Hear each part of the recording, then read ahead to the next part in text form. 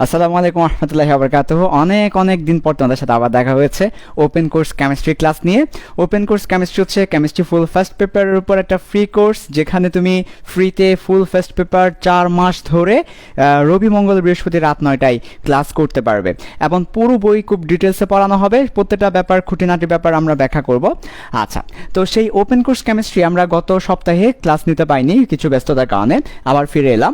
So আজকে আমাদের পড়াবো তোমাদেরকে চ্যাপ্টার 3 এর লেকচার 13 মৌলের পর্যাবৃত্ত ধর্ম। এর আগে আমরা চ্যাপ্টার 2 শেষ করেছি, চ্যাপ্টার 3 এর 12টি লেকচার শেষ করেছি। সো 13 নম্বর লেকচার আমরা চলে এসেছি।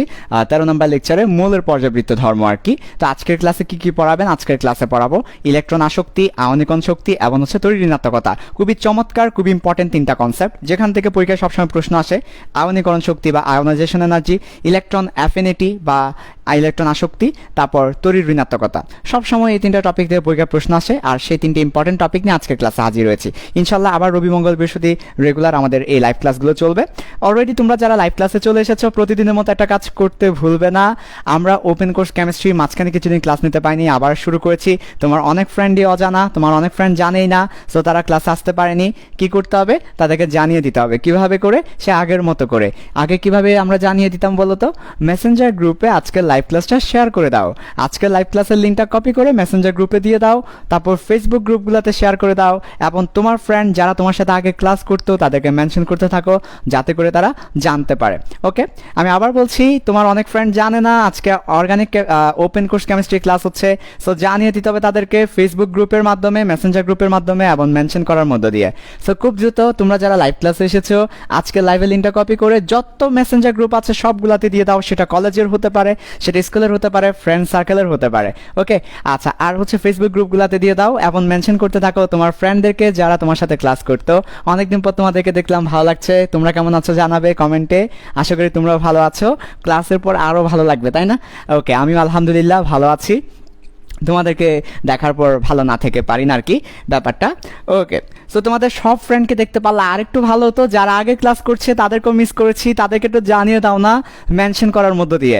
তোমরা একটু কমেন্টে মেনশন করতে থাকো, তোমাদের ফ্রেন্ডদেরকে বেশি বেশি করে মেনশন করতে থাকো, যাতে করে তারা মেনশন পেয়ে ক্লাসে চলে আসে এবং আমাকে দেখতে পাই, আমিও তোমাদেরকে দেখতে পাই। আচ্ছা, মেসেঞ্জার গ্রুপে লিঙ্কটা দিয়ে দাও এখনও যারা দাওনি। মেসেঞ্জার গ্রুপ এবং ফেসবুক গ্রুপগুলোতে শেয়ার করতে থাকো, যাতে সারা বাংলাদেশে ক্লাসটা ছড়িয়ে যায় আর কি। ঠিক আছে, আমরা শুরু করি। আচ্ছা, তোমাদেরকে দেখার পরে ফুরফুরে চিলচিল হয়ে যাই, আর থাকতে পাই না, নিজেকে ধরে রাখতে পাই না, আনন্দে আত্মহারা হয়ে যায়। ঠিক আছে, তোমরাও নিশ্চয়ই খুব খুশি হও আমাকে দেখার পরে। তোমাদের এই যে ভালোবাসা, এই ভালোবাসাটা তো আমার একমাত্র মোটিভেশন। তোমাদের এই যে ক্লাস নিচ্ছি, একমাত্র মোটিভেশন তোমাদের ভালোবাসা। ঠিক আছে, ওকে। সো বলো, আমরা আর ওদিকে যাবো না, আমরা ক্লাসটা শুরু করে দিচ্ছি, আর কথা বাড়াবো না। তোমরা তোমাদের কাজ করতে থাকো। তোমাদের কাজ হচ্ছে মেনশন করতে থাকা, ফ্রেন্ডদেরকে শেয়ার করতে থাকা। ওকে, আমরা ক্লাসটা শুরু করছি। চ্যাপ্টার 3 এর 12টি লেকচার হয়েছে। আমরা লাস্ট লেকচার 12তে মৌলের পর্যাবৃত্ত ধর্ম, এই ধর্মগুলো নিয়ে দুটো ধর্ম নিয়ে কথা বলেছিলাম। একটা ধর্ম ছিল, দুটো ধর্ম নিয়ে আমরা কথা বলেছিলাম। একটা হচ্ছে তোমার জারণ ধর্ম, তারপর হচ্ছে পরমাণুর আকার, এর পরবর্তীতে ধাতব ধর্ম। এইসব ধর্ম নিয়ে আমরা বিগত ক্লাসে কথা বলেছিলাম। আজকের ক্লাসে আমরা তিনটা ধর্ম নিয়ে কথা বলবো, যে তিনটা ধর্ম সবচেয়ে বেশি ইম্পর্ট্যান্ট। একটা ধর্মের নাম হচ্ছে আয়নীকরণ শক্তি। আয়নীকরণ শক্তি আমরা ডেফিনেশনটা দেখব। আয়নীকরণ শক্তি থেকে আমরা ডেফিনেশন দেখব, তারপর আয়নীকরণ শক্তি পর্যায়ক্রমে কিভাবে চেঞ্জ হয় সে ব্যাপারটা দেখব, গ্রাফ দেখব। আয়নীকরণ শক্তি থেকে আমরা কি দেখব? ডেফিনেশন দেখব, এরপর পর্যায়ক্রমে চেঞ্জটা দেখব, পর্যায়ক্রমে যে চেঞ্জ সেটা দেখব এবং গ্রাফ দেখব। ওকে, আচ্ছা, তারপর আমরা সেকেন্ড যে আমাদের পর্যাবৃত্ত ধর্ম আছে ইলেকট্রন আসক্তি, ওইটা নিয়ে আলোচনা করব।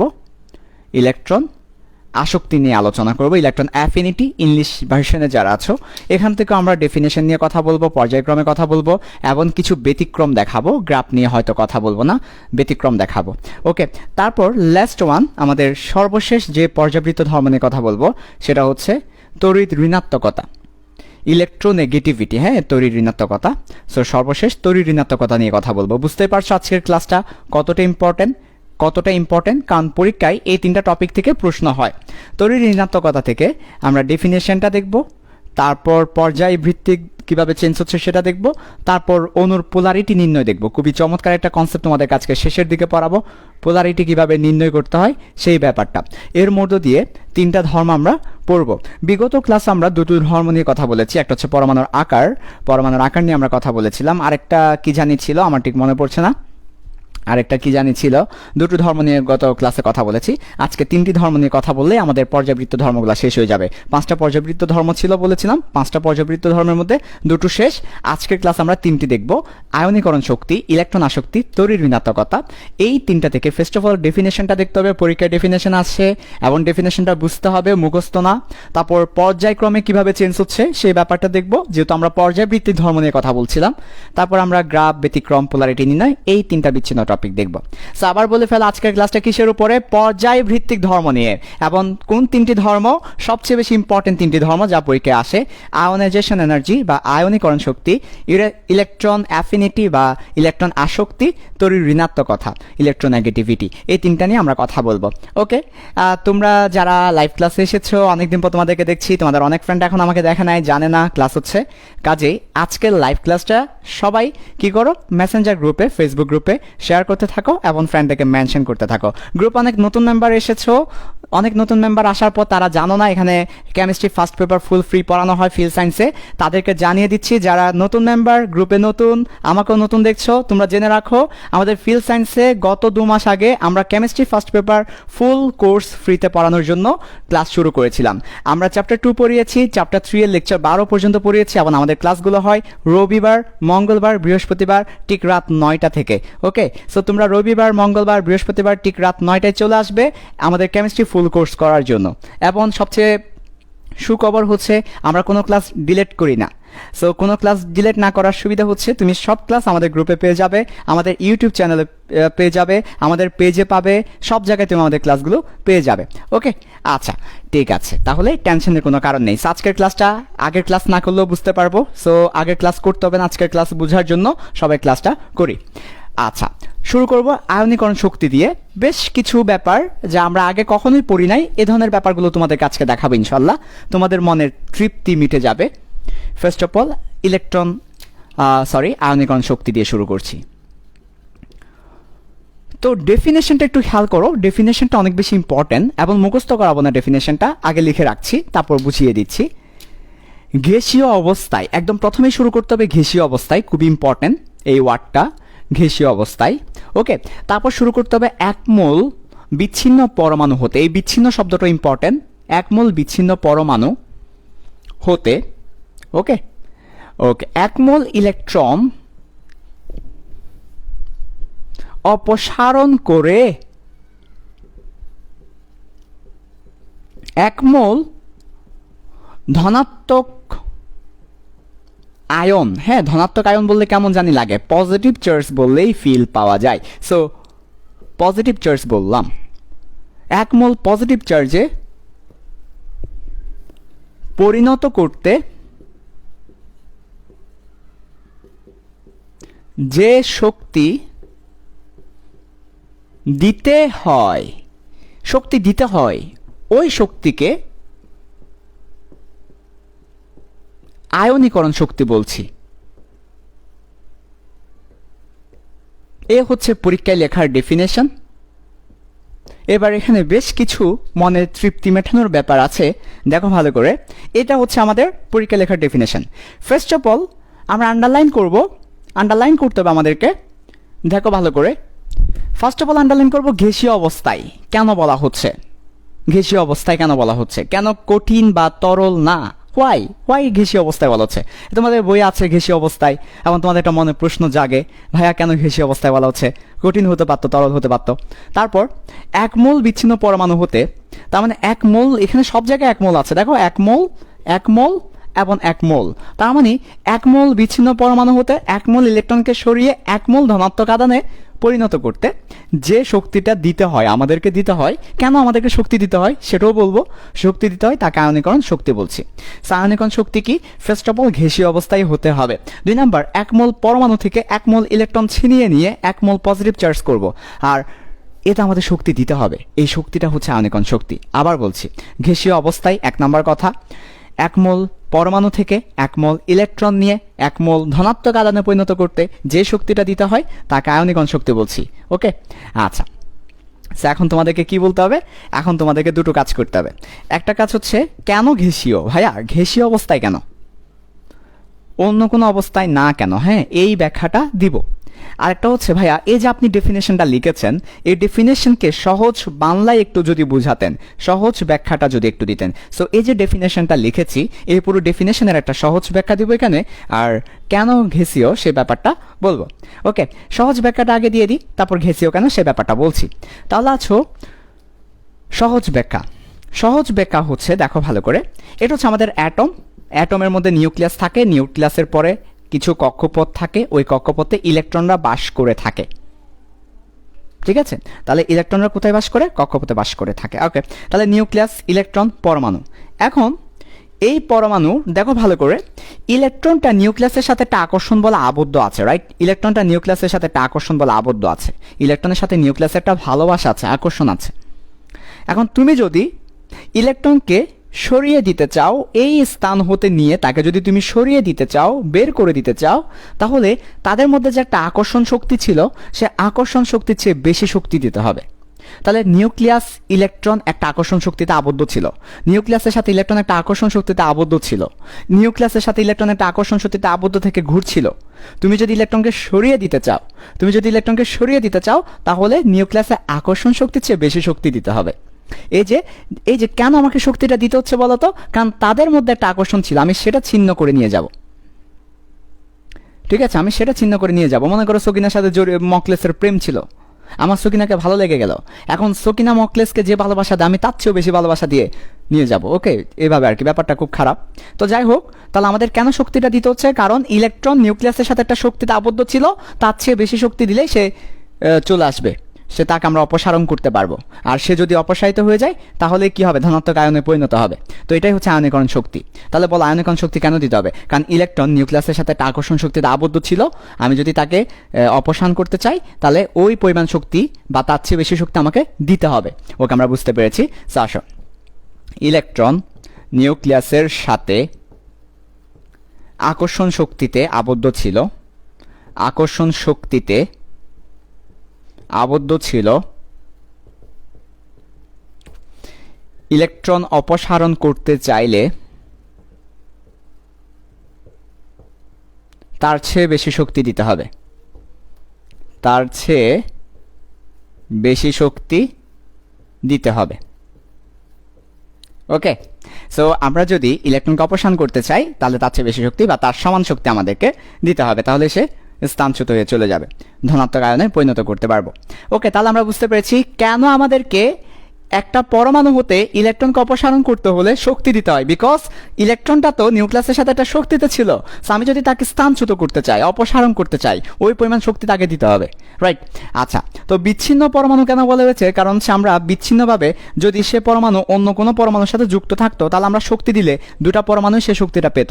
মনে করো সোডিয়াম আছে, ম্যাগনেসিয়াম আছে, সো আমি যদি একসাথে শক্তি দিই তাহলে দুইজনই পাবে। সো আমি তখন স্পেসিফিক্যালি বের করতে পারবো না সোডিয়াম কতটুকু পেয়েছে, ম্যাগনেসিয়াম কতটুকু পেয়েছে। তাই আমাদের বিচ্ছিন্ন করে ফেলতে হবে যাতে শক্তিটা শুধুমাত্র একজনই পাই, আমরা ক্যালকুলেশন করতে সুবিধা হয়। ওকে, আচ্ছা, এবার আসো কেন ঘেঁষীয় সে ব্যাপারটা বলি। খুব সুন্দর, কেন ঘেঁষীয়? তোমরা হয়তো অনেকের মনে এই প্রশ্নটা এসেছে, কেন ঘেঁষীয় অবস্থায় বারবার বলা হয়? দেখো, কক্ষ তাপমাত্রায় কোন একটা পরমাণু বা কোনো একটা মৌল যে অবস্থায় থাকে আমরা তাকে সে অবস্থায় বলি। যেমন ব্রোমিন কক্ষ তাপমাত্রায় তরল, তাকে আমরা বলি তরল ধাতু। যেমন ক্লোরিন কক্ষ তাপমাত্রায় গ্যাস, তাকে আমরা বলি গ্যাসীয়। তাহলে কক্ষ তাপমাত্রায় বা রুম টেম্পারেচার বা কক্ষ তাপমাত্রায় কেউ যে অবস্থায় থাকে আমরা তাকে সে অবস্থা বলে থাকি। তো এখন মনে করো কোন একটা মৌল নিলাম, তাহলে মনে করো সোডিয়াম মৌল নিলাম, সোডিয়াম মনে করো কঠিন অবস্থায় আছে। আবার ক্লোরিন নিলাম, ক্লোরিন মনে করো গ্যাসীয় অবস্থায় আছে। আবার ব্রোমিন নিলাম, ব্রোমিন মনে করো তরল অবস্থায় আছে। আবার মার্কারি নিলাম, মার্কারি মনে করো তরল অবস্থায় আছে। তো এক একজন আসলে এক এক অবস্থায় আছে। আমরা যখন এদের কাছ থেকে ইলেকট্রনকে অপসারণ করতে চাইবো তখন আমরা একটা আয়নীকরণ শক্তি পাবো। কিন্তু দেখো, কঠিন অবস্থায় আয়নীকরণ শক্তি আর গ্যাস অবস্থায় আয়নীকরণ শক্তি এক হবে না।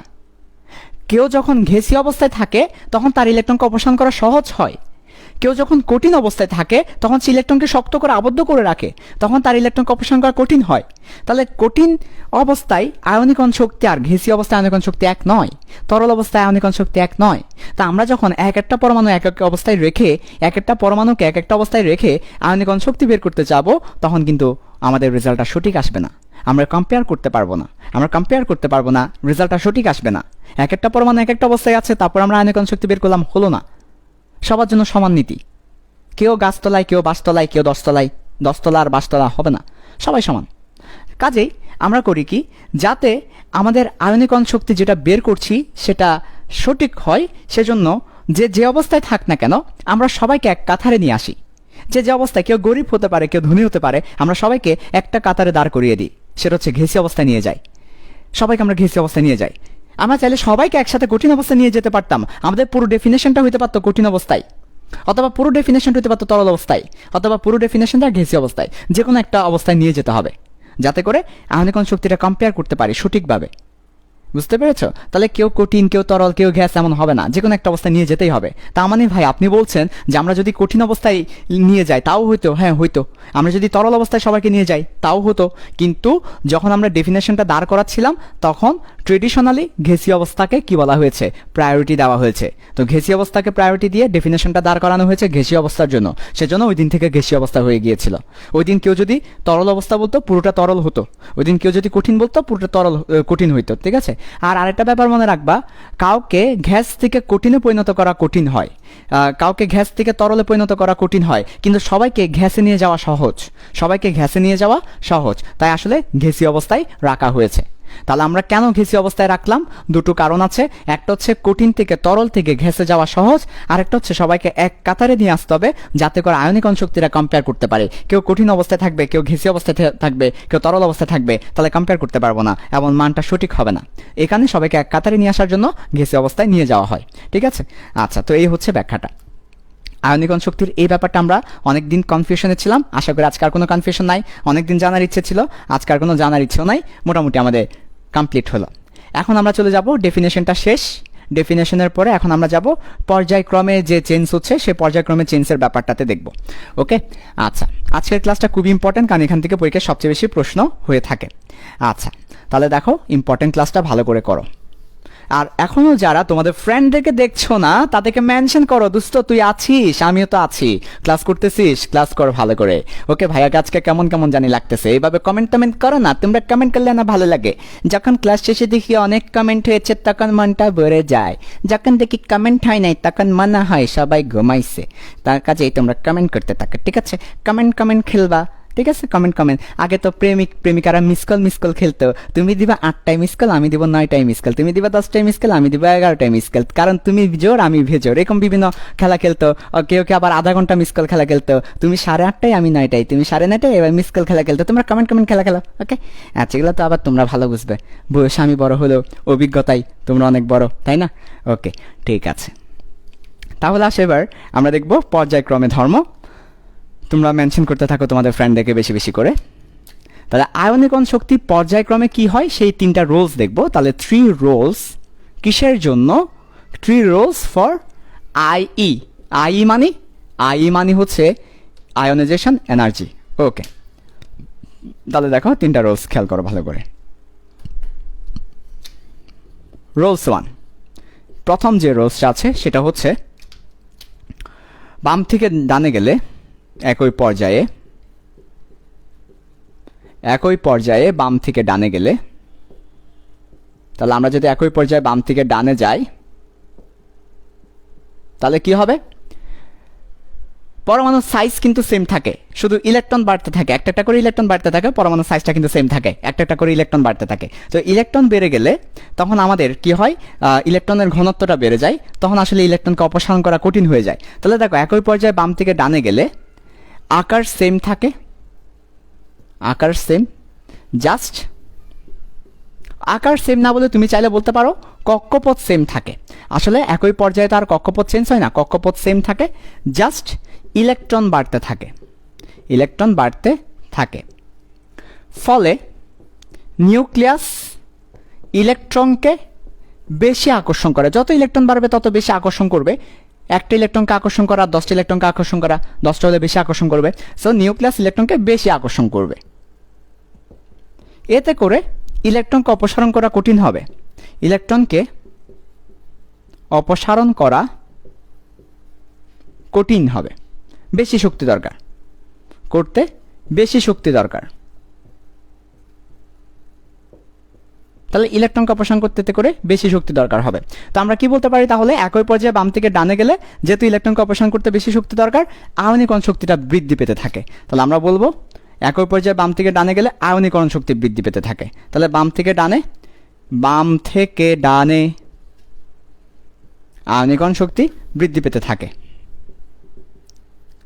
আয়নীকরণ শক্তি বৃদ্ধি পায়। তাহলে ব্যাখ্যাটা সবাই লিখে রাখো, কেন একই পর্যায়ে বাম থেকে ডানে আয়নীকরণ শক্তি বৃদ্ধি পায়। রোলস 1, একই পর্যায়ে বাম থেকে ডানে গেলে কক্ষপথ সেম থাকে বাট ইলেকট্রন বাড়তে থাকে, ফলে নিউক্লিয়াস ইলেকট্রনকে বেশি আকর্ষণ করে, এতে ইলেকট্রন অপসারণ করতে বেশি শক্তি দরকার হয়। বুঝো ব্যাপারটা, বুঝো, মুখস্থ না। একই পর্যায়ে তুমি বাম থেকে ডানে যাচ্ছ, একটা একটা করে ইলেকট্রন বৃদ্ধি পাচ্ছে, ফলে নিউক্লিয়াস আগের চেয়ে বেশি আকর্ষণ করছে। তো বেশি আকর্ষণ করলে বেশি শক্তি দরকার পড়বে, বেশি শক্তি দরকার, তাহলে বাম থেকে ডানে গেলে আয়নীকরণ শক্তিটা বৃদ্ধি পেতে থাকে। ওকে, আচ্ছা, এবার আসো রোলস 2, 2 নম্বর রোলস। আয়নীকরণ শক্তির ব্যাপারটা তো গেল, 2 নম্বরে আসো। তাহলে বাম থেকে ডানে গেলে আয়নীকরণ শক্তি বৃদ্ধি পেতে থাকে। এবার গ্রুপ, একই গ্রুপের ক্ষেত্রে আসো, একই গ্রুপের ক্ষেত্রে বলবো। আসো একই গ্রুপে কি হয় সেটা। 2 নম্বর রোলস, একই গ্রুপ উপর থেকে নিচে নামলে, একই গ্রুপে উপর থেকে নিচে নামলে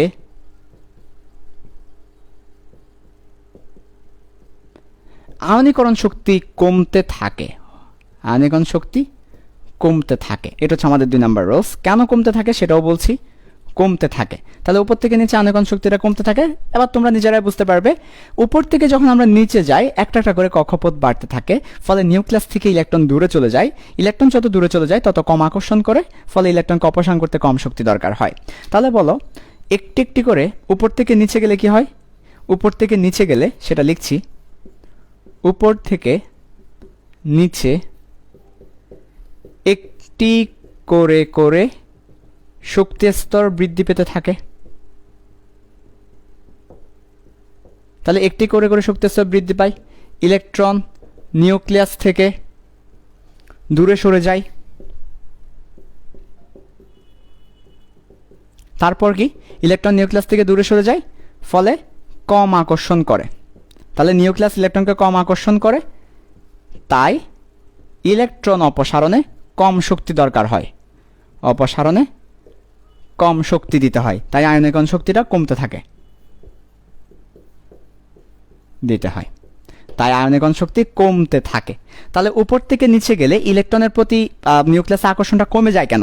কারণ হচ্ছে উপর থেকে নিচে গেলে একটা একটা করে শক্তি স্তর বৃদ্ধি পেতে থাকে, পরমাণুর আকার বড় হতে থাকে, ফলে ইলেকট্রন নিউক্লিয়াসকে আগের মতো আকর্ষণ করতে পারে না। আগের মতো আকর্ষণ করতে না পারার কারণে আমার কি, কম শক্তি দিলেই সে কি হয়, অপসারিত হয়ে যায়। তাই উপর থেকে নিচে আয়নীকরণ শক্তি কমতে থাকে। 2টা রোলস শেষ, এবার 3 নম্বর রোলসে আসো। সবাই একটু দ্রুত লিখে নাও, দ্রুত লিখে নাও। কি বললাম? একই গ্রুপে উপর থেকে নিচে গেলে আয়নীকরণ শক্তি কমতে থাকে, উপর থেকে নিচে একটি একটি করে শক্তি স্তর বৃদ্ধি পায়, ইলেকট্রন নিউক্লিয়াস থেকে দূরে সরে যায়, কম আকর্ষণ করে, তাই ইলেকট্রন অপসারণে কম শক্তি দিতে হয়। সর্বশেষ রোলস 3 নাম্বার, এটাও খুব ইম্পর্টেন্ট। 3 নাম্বার রোলসটা, 3 নাম্বার রোলস খেয়াল করো। অরবিটাল পূর্ণ বা অর্ধপূর্ণ থাকলে সেক্ষেত্রে কি হয়? সেক্ষেত্রে আয়নীকরণ শক্তির মানটা বৃদ্ধি পায়। তাহলে 3 নম্বর রোলস কি দেখো, রোলস 3, এটা খুব ইম্পর্টেন্ট, তোমাদের বইয়ে এই রোলসটা খুব বেশি নাই। অরবিটাল যদি পূর্ণ থাকে অথবা অর্ধপূর্ণ থাকে, যেমন নিষ্ক্রিয় গ্যাসসমূহের ক্ষেত্রে, গ্রুপ 15-এর ক্ষেত্রে অর্ধপূর্ণ থাকলে ইলেকট্রন আয়নীকরণ শক্তিটা কি হবে? বেশি হবে।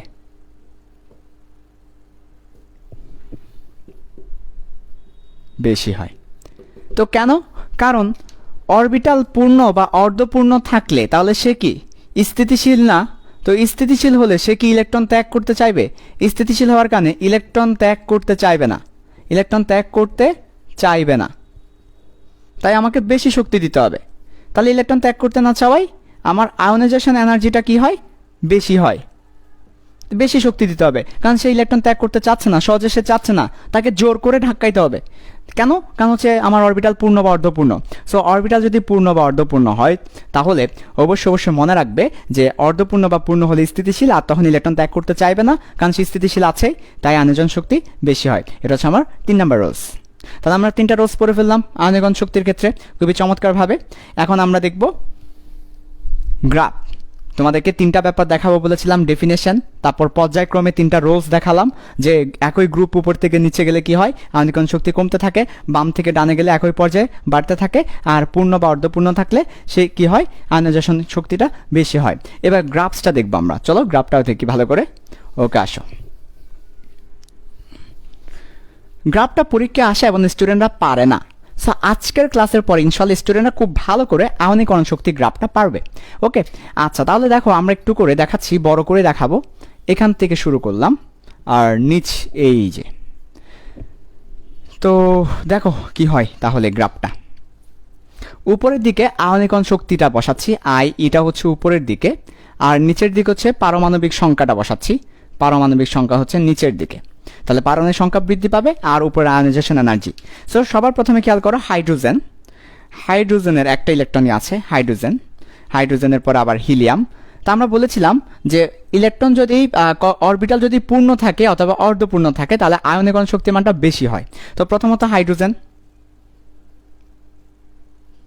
হাইড্রোজেন, হাইড্রোজেনের পরে দাঁড়াও, এখানে না, হাইড্রোজেনটা একটু উপরে হবে, কারণ প্রথম দিকে আমরা বলেছি একই গ্রুপে উপর থেকে নিচে গেলে আয়নীকরণ শক্তিটা কি হয়, কমতে থাকে। তাহলে আস্তে আস্তে যতই আমরা ওদিকে যাবো আস্তে আস্তে কিন্তু কমতে থাকবে, সেজন্য আমরা উপর থেকে দেখাচ্ছি। সো এটা হচ্ছে আমাদের হাইড্রোজেন। এরপরে হিলিয়াম একটু বেশি হবে, হিলিয়াম, তাহলে হাইড্রোজেন, হিলিয়াম। এরপরে আমরা যখন এটা হচ্ছে 1 নাম্বার গ্রুপ, 2 নাম্বার গ্রুপে যাবো একটু কমতে থাকবে, ফলে একটু কমিয়ে দিলাম লিথিয়াম। সেটা হচ্ছে আমাদের লিথিয়াম। তারপরে আস্তে আস্তে বাড়তে থাকবে। এরপর হচ্ছে বেরিলিয়াম। তারপর বেরিলিয়ামের পরে থাকবে কি, কার্বন। কার্বনের পরে নাইট্রোজেন। নাইট্রোজেনের পর একটু কমে যাবে অক্সিজেন। এরপরে অক্সিজেনের পর আবার বেড়ে যাবে ফ্লোরিন। এরপরে ফ্লোরিনের পরে নিয়ন আর একটু বাড়বে। এই হচ্ছে গ্রাফটা। সো দেখো ভাই এগুলো কীভাবে দিয়েছেন, একদম সহজ, তুমি নিজেই পারবে, তুমি জাস্ট একটু করে দেখো। প্রথমত প্রথম গ্রুপ হাইড্রোজেন। হাইড্রোজেন চেয়ে হিলিয়াম বেশি হবে, কারণ অরবিটাল পূর্ণ। অরবিটাল পূর্ণ হলে একটু বেশি হবে, অরবিটাল পূর্ণ। এরপর আবার দ্বিতীয় গ্রুপে যখন আসবো, একই গ্রুপ উপর থেকে নিচে গেলে, গ্রুপে উপর থেকে নিচে গেলে কি হয়, উপর থেকে নিচে গেলে কমতে থাকে। আচ্ছা, তো দেখো ফার্স্ট অফ অল লিথিয়াম। তো লিথিয়ামের পরে হচ্ছে বেরিলিয়াম, পর্যায়ে বাম থেকে ডানে গেলে বাড়তে থাকে, তাহলে লিথিয়াম, এরপর বেরিলিয়াম একটু বেশি হবে, কার্বন একটু বেশি হবে, নাইট্রোজেন একটু বেশি হবে। অক্সিজেনের চেয়েও নাইট্রোজেন কেন বেশি? কারণ নাইট্রোজেন হচ্ছে অর্ধপূর্ণ। আমি যেখানে যেখানে লাল মার্ক করছি ওইগুলো হচ্ছে পূর্ণ অথবা অর্ধপূর্ণ, তাহলে এটা অর্ধপূর্ণ, এটা পূর্ণ। যেখানে যেখানে অর্ধপূর্ণ এবং পূর্ণ থাকবে সেটাকে লাল মার্ক করে দিচ্ছি, তাদের আয়নীকরণ শক্তিটা বেশি হবে। এই যে কার্বন এবং অক্সিজেনের চেয়ে নাইট্রোজেনের বেশি, কারণ অর্ধপূর্ণ।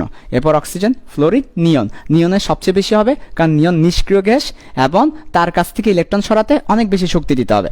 আচ্ছা, ঠিক আছে, ওকে। এরপরে যদি আমরা আরও করি তাহলে হচ্ছে সোডিয়াম, আরেকটু নিচ থেকে শুরু হবে, সোডিয়াম, ম্যাগনেসিয়াম, তারপর অ্যালুমিনিয়াম, এভাবে করে করে যেতে থাকবে আর কি। আমরা আর দেখাচ্ছি না। ফসফরাস, ফসফরাস হচ্ছে আবার ইয়েটা একটু কমে যাবে, সালফারটা।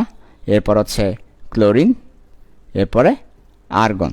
ওকে, সেভাবে করে দেখানো যায়। এটা অর্ধপূর্ণ তাই এটা একটু বেশি, সালফারেরটা একটা কম, আর্গনেরটা। তো এই হচ্ছে আয়নীকরণ শক্তি গ্রাফটা, যে যতই পর্যায়ে একই পর্যায়ে বাম থেকে ডানে গেলে কি হবে, একই পর্যায়ে বাম থেকে ডানে গেলে বাড়তে থাকবে।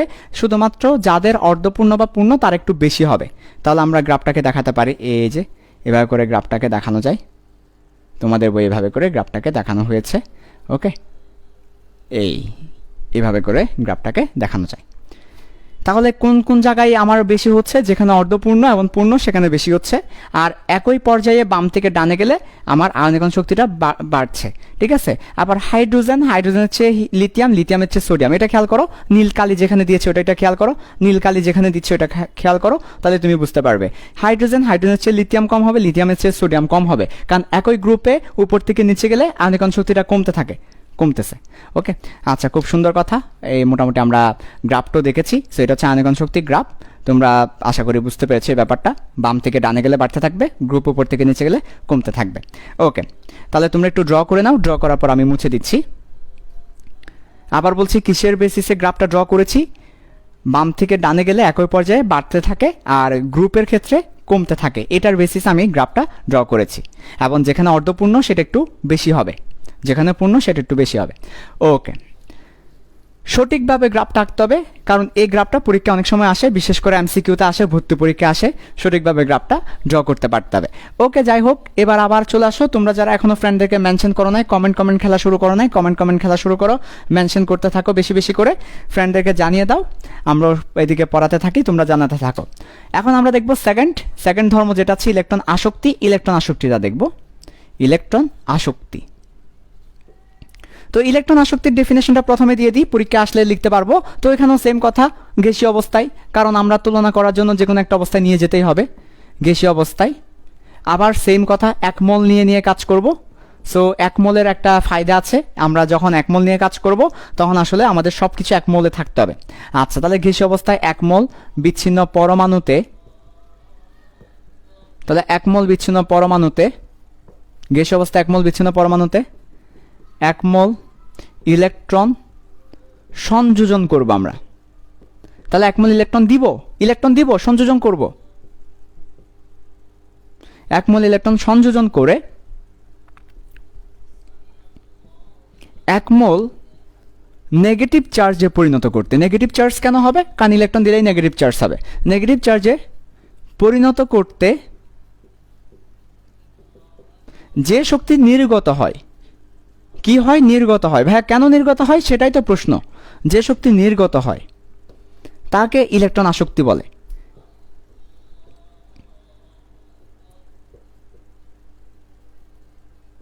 তাহলে যে শক্তি নির্গত হয় তাকে ইলেকট্রন আসক্তি বলে। সো ভালো করে খেয়াল করো, গ্যাসীয় অবস্থায়, সো আবার আগের মতো গ্যাসীয় অবস্থা চলে এসেছে, এক মোল নিয়ে কাজ করতে হবে। সো এক মোল ইজ ভেরি ইম্পর্টেন্ট। আচ্ছা, তারপর সংযোজন করতে, ইলেকট্রন এবার সংযোজন করব, এতে এক মোল নেগেটিভ চার্জে পরিণত করতে যে শক্তি নির্গত হয়। সবচেয়ে গ্রেট কোয়েশ্চেন, শক্তি নির্গত হবে কেন? এর আগে শক্তি দিতে হয়েছে, আর এবার শক্তি নির্গত হবে। শক্তি নির্গত হবে কেন? ঠিক আছে, এটা হচ্ছে একটা গ্রেট কোয়েশ্চেন। আমরা চলো এই ব্যাপারগুলো একটা একটা করে ক্লিয়ার করি তোমাদেরকে। প্রথমে আসো, শক্তি নির্গত হবে কেন? এই প্রশ্নটার অ্যান্সার দিতে হবে। শক্তি নির্গত হবে কেন? এর আগে শক্তি দিয়েছে আর এবার শক্তি নির্গত হচ্ছে কেন? খুবই চমৎকার। শক্তি নির্গত হবে কেন বুঝতে হবে সবকিছু। তাহলে ইলেকট্রন আসক্তির ক্ষেত্রে শক্তি নির্গত হয়, শক্তি বের হয়। ওকে, বুঝতে হবে শক্তি নির্গত হয় কেন। দেখো ভালো করে, এটা বুঝাচ্ছি। মনে করো এটা হচ্ছে আমাদের নিউক্লিয়াস, তারপর পরমাণু শক্তি স্তর, এবং এখানের মধ্যে আছে ইলেকট্রন। ওকে, ভালো কথা। সো এই ইলেকট্রনটা তো এখানে এমনি আসে নাই, কেমনে এসেছে দেখো। একটা ইলেকট্রন এখানে আসবে, দেখো অসীম থেকে ইলেকট্রন আনতে আনতে এই যে পরমাণুর এখানে এসে বসিয়ে দিব। তাহলে আমরা যে ইলেকট্রনটা আনবো এবং পরমাণুর সাথে যুক্ত করে দিব, এই ইলেকট্রন আনবো কোথায় থেকে? অসীম থেকে ইলেকট্রন এনে যুক্ত করিয়ে দিব। তো অসীম থেকে ইলেকট্রন আনতেছি, অসীম মানে কি? আল্লাহর ওইখানে? অসীম মানে কি আল্লাহর কাছে? না। অসীম মানে কি মহাবিশ্বে, মঙ্গল গ্রহে? না। অসীম মানে কোন একটা পরমাণু যতটুকু পর্যন্ত আকর্ষণ করতে পারে তার বাইরে, কোন একটা পরমাণুর ফিল্ডের বাইরে, কোন একটা পরমাণু যতটুকু আকর্ষণ করতে পারে কোন একটা ইলেকট্রনকে, এরপর থেকে অসীম। তাহলে অসীম থেকে একটা ইলেকট্রন বা অন্য কোনো পরমাণু থেকে একটা ইলেকট্রন নিয়ে এসে এখানে যুক্ত করে দিব। আচ্ছা, ভালো কথা। তো ইলেকট্রন নিয়ে এসে যুক্ত করলাম। তো ইলেকট্রন আনতে গিয়ে এই যে ইলেকট্রনকে গতিশীল করছি, তো ইলেকট্রনকে গতিশীল করতে গিয়ে, কাকে গতিশীল করছি? ইলেকট্রনকে গতিশীল করতে গিয়ে, ভালো করে খেয়াল করো, ইলেকট্রনকে গতিশীল করতে গিয়ে যে গতিশীল করছি, তো ইলেকট্রনকে গতিশীল করতে গিয়ে একটা শক্তি, এই শক্তির নাম কি? এই শক্তির নাম হচ্ছে গতিশক্তি। যে কোনো বস্তু গতিশীল হলে একটা শক্তি, ওই শক্তির নাম গতিশক্তি। ইলেকট্রনকে গতিশীল করতে গিয়ে একটা শক্তি যেটার নাম হচ্ছে গতিশক্তি, যেটাকে আমরা ইকে বলে থাকি, ইকে, গতিশক্তি ইকে। তাহলে ইলেকট্রনকে গতিশীল করতে গিয়ে গতিশক্তি ইকে আস্তে আস্তে এই জায়গায় আসে। যখন ইলেকট্রন পরমাণুর শক্তি স্তরে গিয়ে থেমে যায়, তখন এই গতিশক্তিটা নির্গত করে দেয়। তাহলে সে একটা গতিশক্তি অর্জন করে। যেমন ফর এক্সাম্পল, আমি দৌড়াতে একটা গতিশক্তি হলো, তাই না? এই গতিশক্তিটা আমি যখন থেমে যাব তখন বিভব শক্তিতে রূপান্তর হয়, আমরা জানি। অথবা একটা মার্কার উপর থেকে ফেলে দিচ্ছি, তাহলে গতিশক্তিটা বিভব শক্তিতে রূপান্তর হয়, আমরা জানি। ফিজিক্স যারা পড়ছো তারা জানো, যারা ফিজিক্স ব্যাচে আছো, যে একটা বস্তু গতিশীল হওয়ার পরে তার গতিশক্তি বিভব শক্তিতে রূপান্তর হয়। আমি দৌড়াচ্ছি, আমার গতিশক্তি বিভব শক্তিতে রূপান্তর হবে, তাপ শক্তিতে রূপান্তর হবে, শক্তি নির্গত হবে। তেমনিভাবে এই ইলেকট্রনকে যখন আনবো একটা গতিশক্তি পাবো, যখন তাকে স্থির করে দিব ওই পরমাণুর কক্ষপথে বসিয়ে দিব, তখন এই শক্তিটা নির্গত হয়ে যাবে। এ কারণে শক্তি নির্গত বলেছি। তাহলে অসীম থেকে ইলেকট্রনকে আনার পরে পরমাণুতে বসিয়ে দিলে শক্তি নির্গত হয়। অসীম থেকে ইলেকট্রনকে আনার পরে পরমাণুতে বসিয়ে দিলে শক্তি নির্গত হয়। অসীম থেকে ইলেকট্রনকে আনার পরে পরমাণুতে বসিয়ে দিলে শক্তি নির্গত হয়। এই যে পরিমাণ শক্তি নির্গত হয় ওটাকেই বলি ইলেকট্রন আসক্তি। ওটাকেই বলি ইলেকট্রন আসক্তি। যে পরিমাণ শক্তি নির্গত হয় এটাকে বলি ইলেকট্রন আসক্তি। অন্যভাবে বলা যায় ইলেকট্রন আসক্তির সহজ ব্যাখ্যা। এবার আমরা সহজ ব্যাখ্যায় আসবো। কেন শক্তি নির্গত হয় সেটা বুঝতে পেরেছি। আমরা অসীম থেকে আনলাম, ফলে সে একটা গতিশক্তি অর্জন করেছিল, ওই গতিশক্তি সে ছেড়ে দিবে, এ কারণে শক্তি নির্গত হয়। তাহলে গতিশক্তি ছেড়ে দেওয়ার কারণে শক্তি নির্গত হয়। এবার আমরা যাব সহজ ব্যাখ্যায় ইলেকট্রন আসক্তি ফিল করব। সো ফিল আসো ইলেকট্রন আসক্তির ফিলিংস। ইলেকট্রন আসক্তি কি এই ব্যাপারটা আমরা ফিল করব। ইলেকট্রন আসক্তির ফিলিংস আসো, ইলেকট্রন আসক্তির ফিলিংস। ওকে, ইলেকট্রন আসক্তি হচ্ছে ইলেকট্রন নেওয়ার ইচ্ছা। ইলেকট্রন নেওয়ার ইচ্ছা, এটাকে বলি ইলেকট্রন আসক্তি। মনে করো ক্লোরিন, তার 60টা ইলেকট্রন আছে, সে আরেকটা ইলেকট্রন যদি পায় তবে সে অষ্টক পূরণ করতে পারবে, অক্টেট ফুল করতে পারবে সে। তাহলে তার প্রচণ্ড ইচ্ছা একটা ইলেকট্রন নেওয়ার। ওরে সে দেখবে কোথায় ইলেকট্রন আছে, একটা দাও না ভাই, আমার 60টা আছে, একটা দরকার, একটা দরকার, একটা দরকার, একটা দরকার, একটার জন্য বেজে গেছি, 1 টাকার জন্য বিপদে পড়ে গেছি। তোমার কাছে মনে করো 999 টাকা আছে আর 1 টাকা নেই। তুমি যদি আরেক টাকা পাও 1000 টাকা হয়ে যাবে, তুমি একটা জিনিস কিনতে পারবে। 1 টাকার জন্য তুমি বিপদে পড়ে গিয়েছো, তুমি তো পাগলের মতো করবে, ভাই একটা টাকা দাও, একটা টাকা দাও, একটা টাকা দাও, একটা টাকা দাও। ক্লোরিন পাগল হয়ে যায়, ফ্লোরিন পাগল হয়ে যায় একটা ইলেকট্রনের জন্য। তাহলে তার ইলেকট্রন নেওয়ার ইচ্ছা হচ্ছে প্রচণ্ড।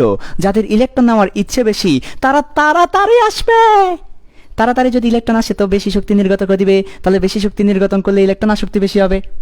তাহলে যাদের ইলেকট্রনের আসক্তি বেশি তারা ইলেকট্রনকে বেশি তাড়াতাড়ি টানবে। মনে করো ক্লোরিন আর মনে করো সোডিয়াম, দুটা উদাহরণ দেখাই তোমাদেরকে। এই যে ইলেকট্রন নেওয়ার ইচ্ছা, দুটো উদাহরণ দেখাচ্ছি, একটা ক্লোরিন আর একটা সোডিয়াম। দেখো ভালো করে, ক্লোরিন সোডিয়াম। ওকে, তাহলে একটা অসীম থেকে ইলেকট্রন পাঠাচ্ছি, এগুলো হচ্ছে অসীম, অসীম থেকে ইলেকট্রন যাবে। এখন ক্লোরিন ইলেকট্রনকে বেশি জুড়ে টান দিবে, ফলে বেশি গতিশক্তি, ফলে সে বেশি শক্তি নির্গত করবে। আর সোডিয়াম আস্তে আস্তে টান দিবে, তার তো দরকার নাই, সে টান দিতেই চাইবে না, বেহাইয়ার মতো ইলেকট্রন নিজেই চলে আসবে, ফলে বেশি শক্তি নির্গত হবে না। তাহলে ক্লোরিন বেশি জুড়ে টান দিবে, ইলেকট্রনকে দেখছে দিবে টান, তাহলে সে জুড়ে আসবে না, গতিশক্তি বেশি হবে, সে বেশি শক্তি নির্গত করবে। তাহলে যার ইলেকট্রনকে টান দিবে বেশি তার ইলেকট্রন আসক্তি বেশি। তো ইলেকট্রনকে নেওয়ার ইচ্ছে, যার ইলেকট্রন নেওয়ার ইচ্ছা বেশি তার ইলেকট্রন আসক্তি বেশি, কারণ সে ইলেকট্রনকে বেশি টান দিবে। সোডিয়ামের ইলেকট্রন দরকারই নাই, সে আস্তে আস্তে টান দিবে, সে চাইবেই না, সে চাইবে না নেওয়ার জন্য, তারপরেও যদি নেবে কোনো মতে, তাহলে তার ইলেকট্রন আসক্তি কম, নাই বললেই চলে। তাহলে যার ইলেকট্রনের প্রতি ইচ্ছা বেশি, আসক্তি বেশি, এই যে আসক্তি নেশা, ইলেকট্রনের প্রতি নেশা বেশি, সেই তার ইলেকট্রন আসক্তি বেশি হবে, ইলেকট্রনের প্রতি যার চাহিদা বেশি। আচ্ছা ঠিক আছে, ওকে, আমরা বুঝতে পেরেছি এই ব্যাপারটা। ওকে, এবার আসো পর্যায়ক্রমে ইলেকট্রন আসক্তিটা দেখব, তারপর কিছু ব্যতিক্রম থেকে পরীক্ষায় প্রশ্ন হয়, ওই ব্যতিক্রমগুলা ব্যাখ্যা করব। আচ্ছা, তাহলে পর্যায়ক্রমে চলো দেখে আসি।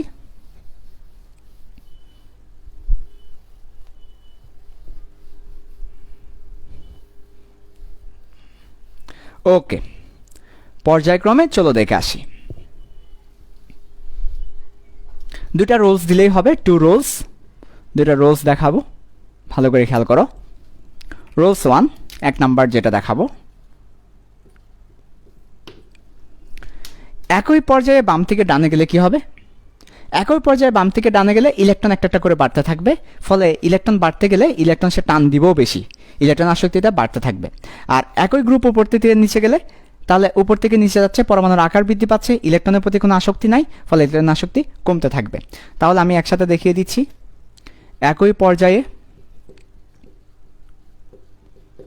বাম থেকে ডানে কি হবে? ইলেকট্রন বাড়তে থাকবে,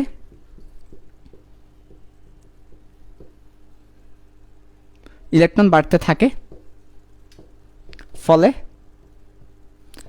ইলেকট্রনের প্রতি নিউক্লিয়াসের চাহিদাও বাড়তে থাকে।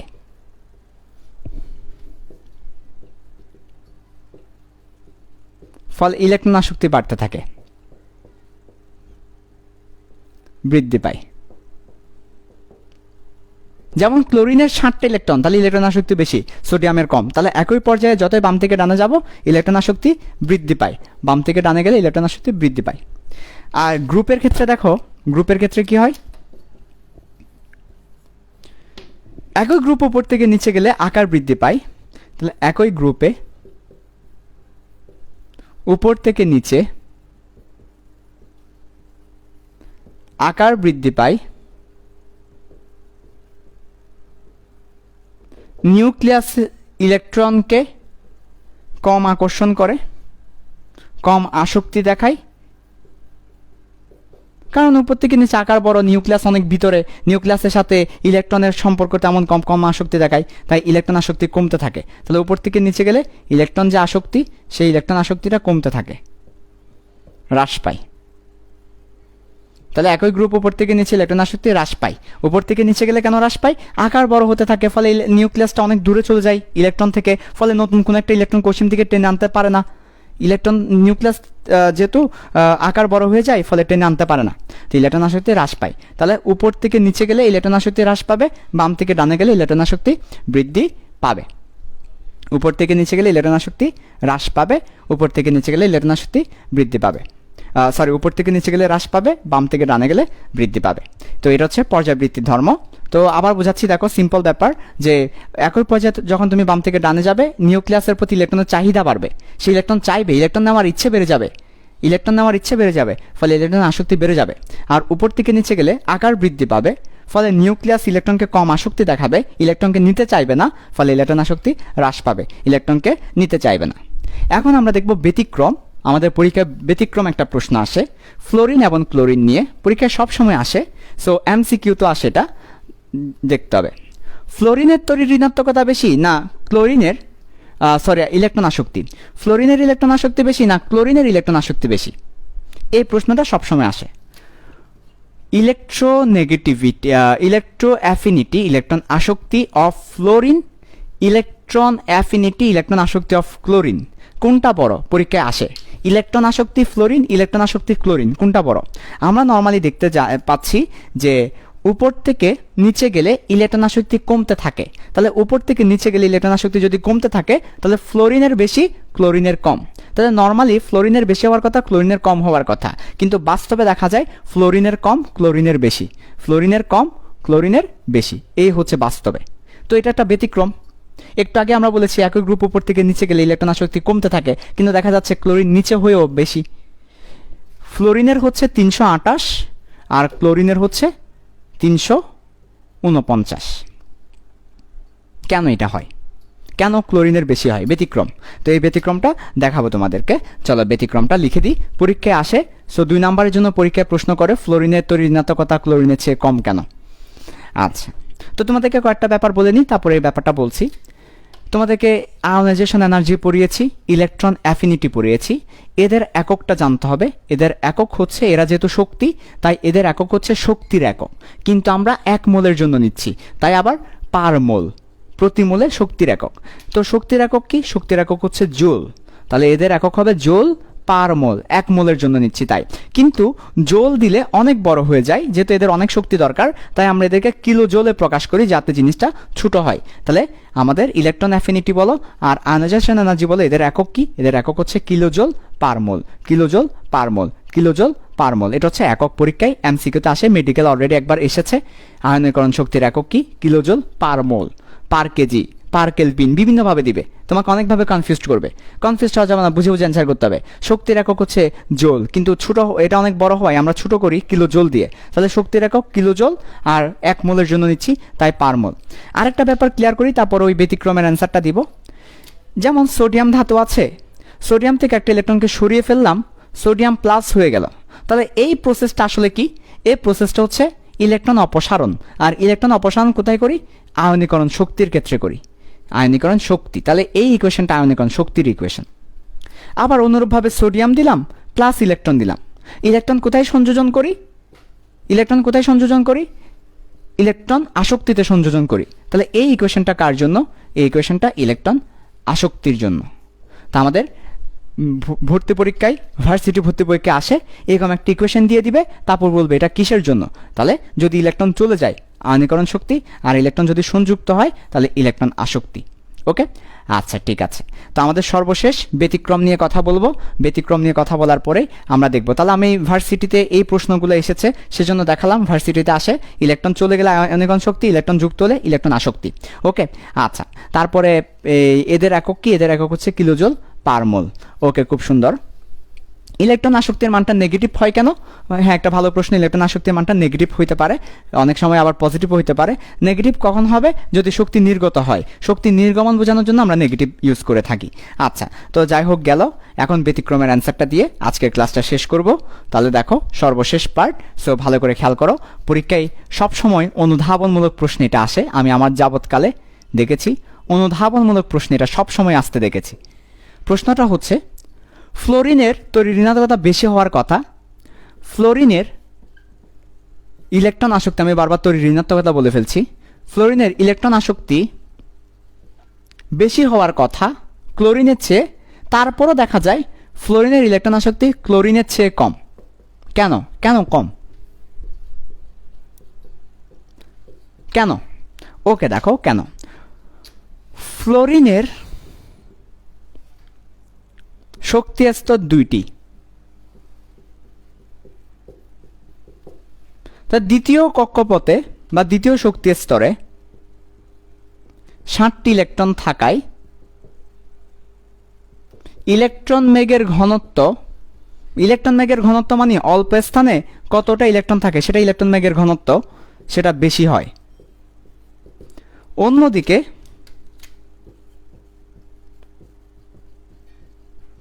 ক্লোরিনের শক্তি স্তর 3টি। তৃতীয় শক্তি স্তরে 60টি ইলেকট্রন থাকায়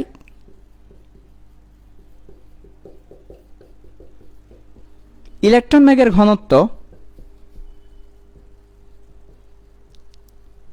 কম হয়। তো ইলেকট্রন মেঘের ঘনত্ব বেশি হলে এ কথার অর্থ হচ্ছে তার তো ইলেকট্রন আছেই, ইলেকট্রন মেঘের ঘনত্ব বেশি, তার তো ইলেকট্রন আছেই, সে ইলেকট্রন একটু কম নিতে চাইবে। ক্লোরিনের ইলেকট্রন মেঘের ঘনত্ব কম, তো তার কম বলে তার কম, ওর কম আছে, কম, তাই ও চাইবে বেশি। ওর আছে বেশি, তাই ও তো আর লাগতেছে না, ওর বেশি আছেই, ওর বেশি এক্সট্রা, ওর এক্সট্রা আর ওর অভাব। তাহলে কে ইলেকট্রন গ্রহণ করতে চাইবে, ইলেকট্রন নিতে চাইবে? তোমরাই বলো। তাহলে কে ইলেকট্রন নিতে চাইবে? যার এক্সট্রা আছে সে নিতে চাইবে, না যার অভাব আছে সে নিতে চাইবে? তাই ইলেকট্রন বেশি নিতে চাইবে, ইলেকট্রন বেশি নিতে চাইবে কে? ইলেকট্রন বেশি নিতে চাইবে ক্লোরিন। তো ইলেকট্রন বেশি নিতে চাইলে ক্লোরিন, ক্লোরিনের ইলেকট্রন আসক্তি বেশি হবে। তাই আমাদের ইলেকট্রন অ্যাফিনিটি অফ ক্লোরিন এটা বেশি হয় ইলেকট্রন অ্যাফিনিটি অফ ফ্লোরিনের চেয়ে। ফ্লোরিনের চেয়ে ক্লোরিনের বেশি হয়, কারণ তার ইলেকট্রন মেঘের ঘনত্ব কম, ফলে সে নিতে চাইবে বেশি। আর ফ্লোরিনের অল্প জায়গায় 60টা ইলেকট্রন থাকে, ফলে ইলেকট্রন মেঘের ঘনত্ব বেশি, ফলে সে ইলেকট্রন নিতে চায় কি কম। পরীক্ষা আসলে এই ব্যাখ্যাটা লিখে দিবে, ইলেকট্রন মেঘের ঘনত্ব হচ্ছে এখানে মূল কথা। তাহলে এই যে ব্যাখ্যাটা ফ্লোরিনের ইলেকট্রন আসক্তি ক্লোরিনের চেয়ে কম, এটার মূল কারণটা কি? মূল কারণটা হচ্ছে ইলেকট্রন মেঘের ঘনত্ব। ইলেকট্রন মেঘের ঘনত্বই হচ্ছে এখানে মূল কারণ। তাহলে ইলেকট্রন মেঘের ঘনত্ব বেশি হলে নিতে চাইবে কম, ইলেকট্রন মেঘের ঘনত্ব কম হলে নিতে চাইবে বেশি। তো ক্লোরিনের কম থাকায় নিতে চায়, ফ্লোরিনের বেশি থাকায় নিতে চায় না। তাই ফ্লোরিনের একটু কম, ওর একটু বেশি। কত? মানটাও লিখে দিয়েছি একটু আগে। ওর হচ্ছে -328 কিলোজোল পার মোল, ওর হচ্ছে -348 কিলোজোল পার মোল। আমাদের মাইনাসটা কেন এসেছে? শক্তি নির্গমন বুঝাতে এসেছে। আর একক কিলোজোল পার মোল, কিলোজোল পার মোল। ঠিক আছে, আজকের ক্লাস এতটুকুই থাকবে। আমাদের একটা টপিক বাকি আছে তড়িৎ ঋণাত্মকতা, সেটা আমরা হয়তো রেকর্ড দিয়ে দিব তোমাদেরকে। আর আগামী ক্লাস ইনশাল্লাহ সুন্দর একটা টপিক নিয়ে কথা হবে, শঙ্করায়ন। আগামী ক্লাসে হয়তো শঙ্করায়ন পড়াতে পারি। ঠিক আছে, জানিয়ে দিব। ওকে, আল্লাহ হাফেজ।